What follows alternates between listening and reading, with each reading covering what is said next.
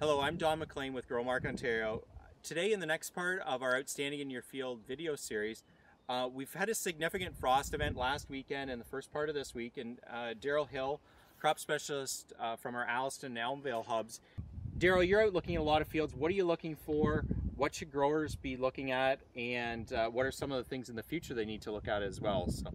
Well, Don, certainly one of the first things that I look at when I'm scouting for damaged corn, frost damaged corn, I'm looking at the earliest stuff the farmers planted so that I can kind of target my scouting plan.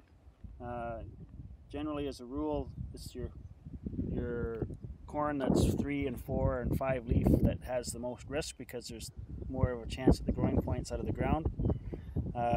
While I'm there, I'm also checking for planting depth and so on. As you can see on this particular sample here, the corn was planted at a good inch and a half deep.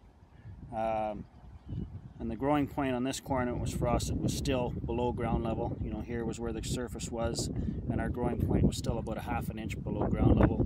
So this corn, even though it was almost 5-6 leaf corn when it was frosted, the growing point was deep enough that it's going to grow through and survive.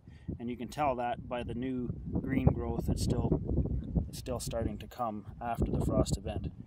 One important thing to remember is if you've had a frost event and you carry crop insurance, to make that note to your crop insurance rep so that it can be put on your record for that field of corn.